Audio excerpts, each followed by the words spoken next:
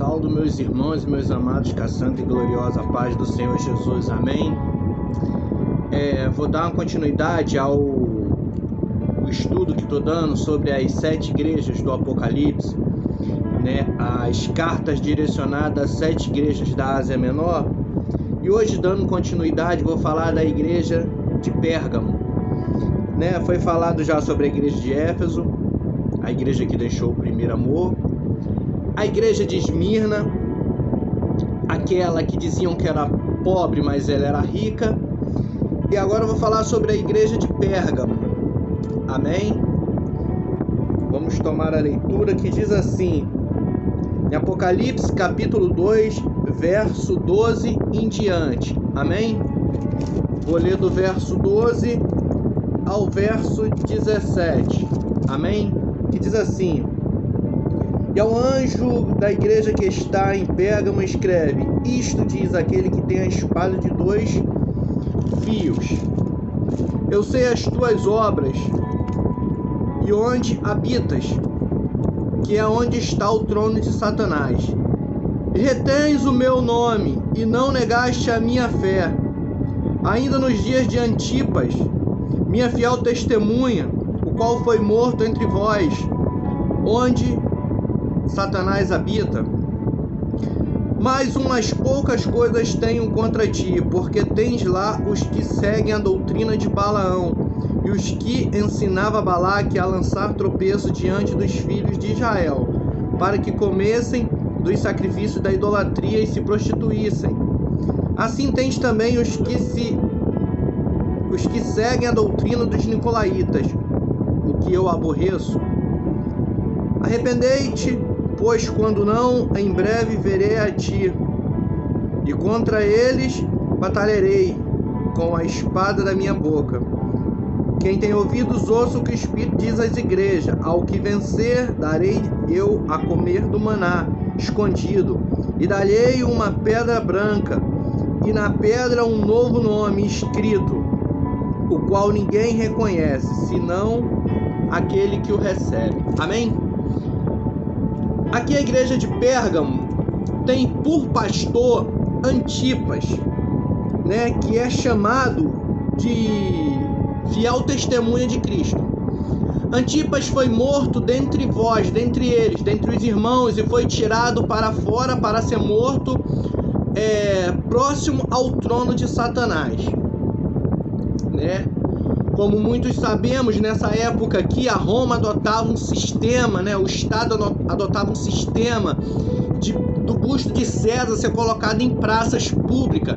E as pessoas qual passasse diante desses bustos, né? O busto de César feito de bronze maciço, todas as pessoas que passavam de frente a esse busto teriam que se ajoelhar e prestar culto, e dizendo exatamente essas palavras: César é o Senhor.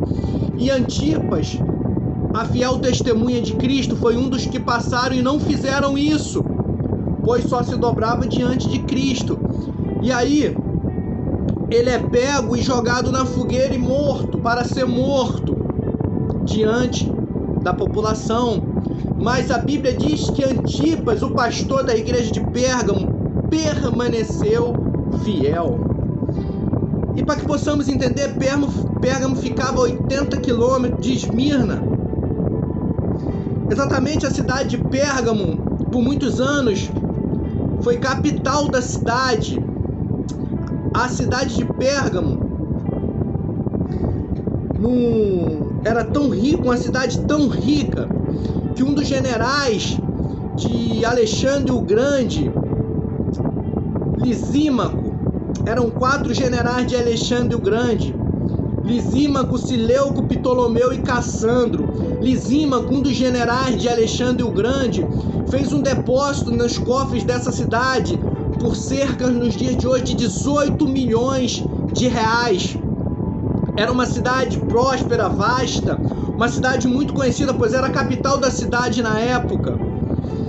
E Pérgamo era conhecida por ter a segunda maior biblioteca de todo o mundo. Era a segunda maior biblioteca do mundo, estava em Pérgamo. A primeira estava em Alexandria, no Egito. e a segunda estava na cidade de Pérgamo, uma das maiores bibliotecas do mundo, era a segunda maior biblioteca do mundo. Continha mais de 200 mil exemplares de toda a etnia, exemplares de toda a falácia. Tinha literatura, tinha história, livros de história, tinha livros de religiões, tinha livros greco-romano de toda espécie na época. Mais de 200 mil exemplares, era uma biblioteca muito grande, muito famosa na época do mundo antigo. E a história vai contar também que Pérgamo, ele encomendava muito, exportava muito, importava muito papiro do Egito para sua escrita, importava muito papiro do Egito, sendo que chegou uma época o Egito parou de fornecer papiro para Pérgamo, e Pérgamo agora vai inventar algo que vem para ficar na história, que é o pergaminho feito de couro de animal. Como muitos conhecem, o pergaminho foi inventado na cidade de Pérgamo, por não ter mais papiro para a escrita, porque o Egito parou de fornecer. E agora Pérgamo vai criar seu próprio material, vai ser autofornecedor. Então começa a criar o papiro feito de pele de animal. Por isso, a criar o pergaminho feito de pele de animal. Por isso o nome Pérgamo, que vem da palavra pergaminho, por isso o nome é Pérgamo, e ele é o autor do pergaminho, né? E a história vai contar que lá na cidade de Pérgamo existia o trono de Satanás. E esse trono de Satanás, por que o trono de Satanás? Porque nessa cidade existiam 4 grandes tronos, né? E um desses tronos era de um deus chamado Euscalápio, que era conhecido como deus da cura, o qual era assim que eram feitos. As pessoas entravam nesse templo para prestar culto ao Euscalápio, e as pessoas ficavam deitadas com uma lança na mão, e eram colocadas várias cobras em cima dela, e as pessoas recebiam aquelas cobras sobre seu corpo, e as pessoas que saíam dali e não fosse picado por essas cobras, era porque foi aceito por Euscalápio, então recebia a cura, o qual procurava, pois ele era conhecido como Deus da cura. Então você vai ver que no símbolo da medicina, nos dias de hoje, o que tem? Uma lança, uma estaca e uma cobra em volta. Entenderam? Como ao longo da história o nome só é mudado, mas a história tá lá. A história veio para ser contada. Então por isso que tem esse símbolo na medicina. É por causa do Deus Euscalápio. E você de repente não sabia sobre isso, mas agora já sabe. Então essas pessoas saíam curadas e diziam que foi curado por Euscalápio. E ali existiam outros templos do deus estranho Zeus, da Diana, da deusa Diana, do Euscalápio. Então você vê de Dionísio. Dionísio era um deus que Roma adotou como o seu deus, um deus da promiscuidade, um deus do culto ao corpo, um deus o culto à bebida alcoólica, onde eles bebiam muito, e dizem que as mesas eram fartas. Os romanos da época comia naquelas festas. Atrás existiam como se fosse uma vala, como se fosse um coxo de cavalo,